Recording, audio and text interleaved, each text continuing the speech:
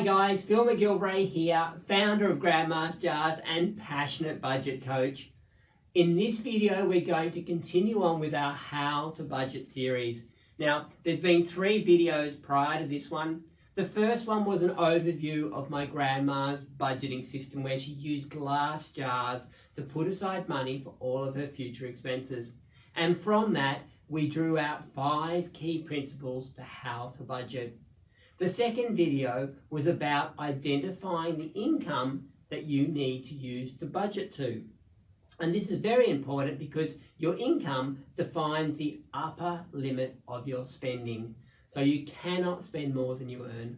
And then in the last video, what we did was go through and look at the strategies or the activities you can use to help identify what all of your expenses are. So all of your expenses. And it's really important that you take the time to do this thoroughly because most budgets fail through lack of preparation. So understanding what all your expenses are will mean that you minimize the risk of having expenses come out of the blue that you hadn't prepared for and completely undermining your budget. So 3 things so far. Today, what I want to look at is converting both your income and your expenses to a monthly figure. Now, this is really important, and I often get asked, well, why do you budget to a monthly cycle? And there are 3 very good reasons. Firstly, most people get paid weekly or fortnightly. I understand that. But the problem is when you budget to your pay cycle, there's a real tendency for you to get stuck in then that paycheck to paycheck mentality. And that's what we're trying to break free of. We're trying to get away from that paycheck to paycheck mentality. We want to be putting money aside so that we can pay down debt and save money and achieve the things that are important to us. So one of the reasons I encourage people to budget monthly is so that we're not budgeting according to your pay cycle. So you need to start thinking differently about things.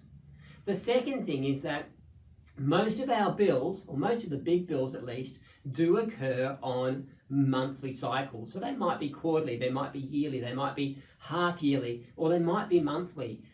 So what I'd suggest is that by budgeting to a monthly cycle, we're trying to fit the cycle to what most of your expenses will be, rather than what your income is.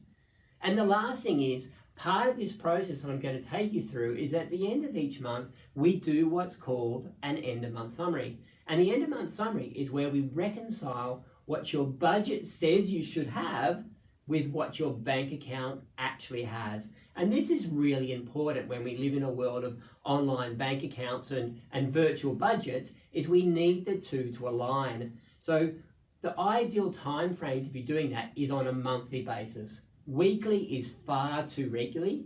Fortnightly, it's a little bit confusing as to when the end of each fortnight is. So I recommend that we do it monthly. It'll take the same amount of time regardless. So you might as well do it monthly so it takes less time than if you were doing it fortnightly or weekly. So 3 really good reasons why I recommend we budget to a monthly cycle.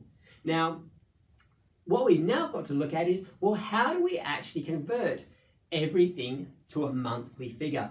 So what I've got on the board here is the formulas, and they're very, very simple formulas that I use with all my clients to help them turn all their expenses and all their income into what I call an average monthly figure.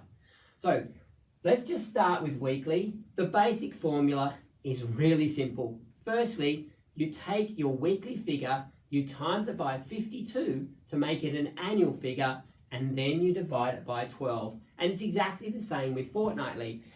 You convert your fortnightly figure, this time you times it by 26, because there are 26 months in a year, to get an annual figure, and then you divide that annual figure by 12 to give you a monthly figure. Now this is an average monthly figure, and you will see, and actually let's go through an example here. Let's just say that you get paid you pay $500 a week in rent. You times that $500 by 52 to give you an annual figure, and then you divide that annual figure by 12. So in this instance, 500 per week times it by 52 equals $26,000 a year, and then I divide the $26,000 per year by 12 to give me $2,167 per month as my average monthly rent. Now, something that I really need to point out here that's very important for you to understand, most people, if I was to ask them how many weeks rent do they think they would pay in the average month, most people would say 4. They would say, I have 4 weeks of rent in a month. But the reality is that every 3 months, you have 5 rents in a month. You will have 5 rents in a month. And if you're not prepared for that, it will completely bring your budget undone. So you'll see here that the average monthly figure is actually $2,167. What that means is that in a 4 rent month, I would pay $500, $500, $500, $500, $2,000, and $167 would be left over at the end of the month. Now that's deliberate. That $167 over the next 3 months will build to be an extra $500 in your bank account, and that $500 is then sitting there when your 5-week rent months come along. So if you think about it, if it was only ever 4 rents in a month, there would only be 48 weeks in a year, but we actually have 52 weeks in a year, which means that every 3rd month, we are going to have to find an extra $500 rent. By using the average monthly figure, that formula, you are going to be putting aside money so that when those extra rent months turn up, the money is sitting there ready to pay them. All right, let's now look at it from a fortnightly perspective, or if you live in the US or the UK, bi-weekly. Now, what we've got here again, fortnightly to monthly, fortnight times 26 equals annual. Again, most people, if I said, well, how many fortnightly rents do you have in a month? They would say 2. But then we face this problem that 2 fortnights every month means that we only have 24 fortnights in a year, when we know that we actually have 26.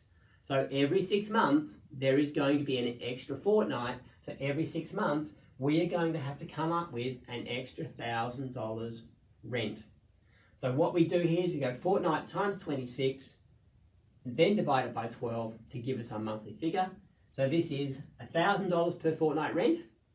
$1,000 times 26 equals $26,000 times the 26,000 divided 26,000 by 12 months, and we get an income of $2,167. So again, what's going to happen here is that most months, in fact 5 months in a row, we will have $1,000 twice to come out. And then in the 6th month, we're going to have 3 lots of $1,000. And if you times $167 there by 6, then what you end up with is an extra $1,000 to pay that 3-pay month. So I'm hoping that makes sense. This is really important. It means that your budget isn't going to be blown out of the water when those extra pays come along, or that extra mortgage, or that extra rent, or whatever it might be. It's not going to bring you undone. Now, of course, it works the same way with your income, in that your income, you will actually have 3 fortnightly pays every 6 months. Okay, so every 6 months you're going to have 3 fortnightly pays. And with your weekly rent, every 3 months, you're going to have 5 incomes in a month. But what I would suggest, and this is what I do with all my clients, when it comes to income, I want you to use a more conservative figure. I want you to say, well, there is only 4 weekly pays every single month, and there is only 2 fortnightly pays every single month. I call this your conservative monthly figure. And if you base your income on the expectation that you're only going to get 4 pays, for a weekly, or 2 pays for a fortnightly, then what happens is that when those extra pay months come along, so every 3 months if you get weekly, you're going to get an extra $500.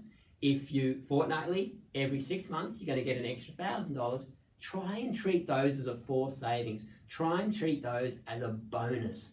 And if they come to you as a bonus, then they can go to savings or paying down debt rather than covering all your expenses. Now, I know that's a bit confusing. So what I'm suggesting here is that you use this figure, this calculation, convert it to annual, and then divide it by 12 to have your average monthly figure. But when it comes to income, try and work off a conservative figure where you assume you're only ever going to get 4 weekly pays or 2 fortnightly pays.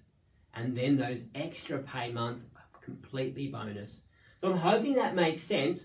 What this is going to allow you to do now, once you convert it to a monthly figure, is you're going to be able to make an apples with apples comparison between what your income is on a monthly basis, your household income, and what all of your expenses are on a monthly basis. And at the end of that, you're going to be able to see, do I have a surplus or do I have a deficit every month? And this is really, really powerful because most people have no idea. But once you've done this exercise, you will know. The next step for us, of course, is to make sure that that surplus becomes reality.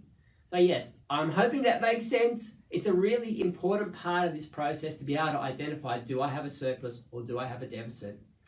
In the next video, we are going to look at that surplus deficit, the importance of having some spare money, and what we can do if we find ourselves in a deficit situation. So please, can I encourage you, subscribe to our YouTube channel. We are passionate about what we do. We are good at what we do. We've been doing this for 15 years, and there are more videos to come that are going to walk you through this how to budget process.